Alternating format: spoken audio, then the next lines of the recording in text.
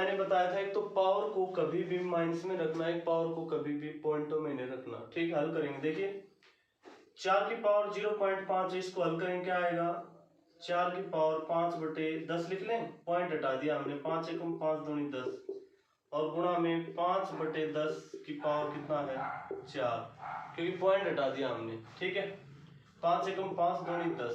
आगे सॉल्यूशन आएगा 4 की पावर 1/2 और गुणा में ये कितना आ गया 1/2 की पावर कितना 4। ठीक है, 1/2 की पावर कितना 4।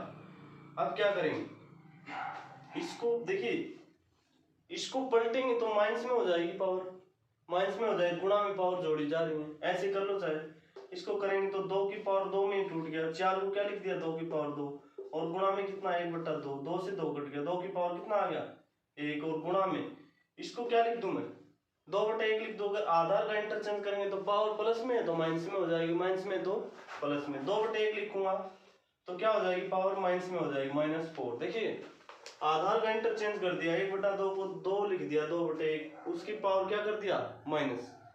ठीक है, आगे करेंगे कितना आएगा 2 की पावर 1 गुणा में 2 की पावर -4, 2 की पावर 1 गुणा में 2 की पावर -4। आगे करेंगे कितना आएगा 2 की पावर, इसको जोड़ देंगे, गुणा में पावर आधार सेम हो तो गुणा में पावर जोड़ी जा रही है और भाग में पावर घटाई जाएंगी, नोट कर ले।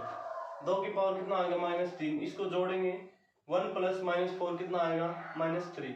अब पावर फिर माइनस में, इसको प्लस में लेके आएंगे तो 1/2 की पावर कितना कर देंगे 3। देखिए इसका इंटरचेंज कर दिया, 2/1 का तो 1/2 कर दिया इसका इंटरचेंज और पावर माइनस में प्लस में होगी।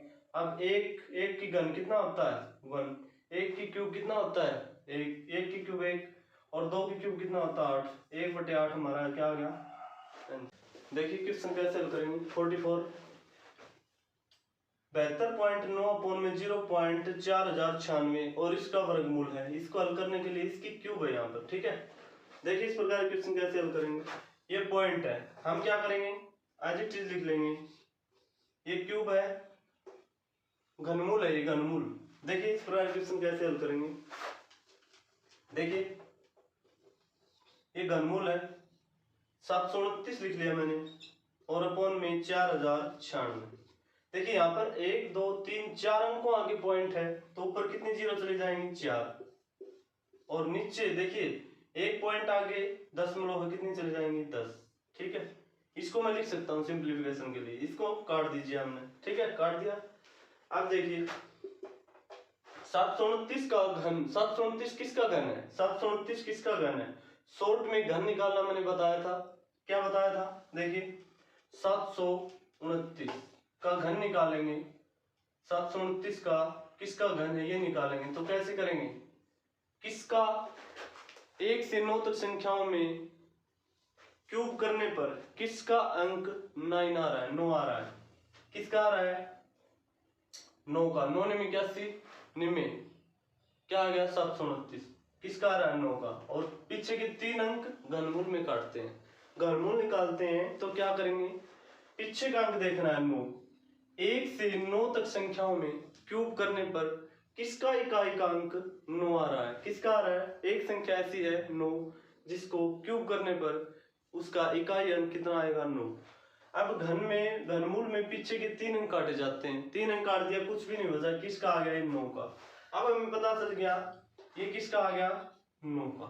ठीक है, और गुणा में 1000 किसका होता है 10 का, 10 दाए 100 दाए 1000। देखिए घनमूल निकाल रहे हैं, 1000 का घनमूल निकालने कितना आएगा 10 और अपॉन में इसका निकाल लीजिए, इसका घन निकालेंगे 4096, 4096 किसका घन है ये पता करना है, किसका घन है, इसको निकालेंगे तो इकाई अंक देखना हमें, इकाई अंक कितना है 6, 1 से 9 तक संख्याओं में क्यूब करने पर किसका इकाई का अंक 6 आ रहा है, वो कौन सी संख्या है 6, एक ऐसी संख्या है जिसका क्यूब करने पर क्या आ रहा है 6 आ रहा है, 6 से 36 का 216।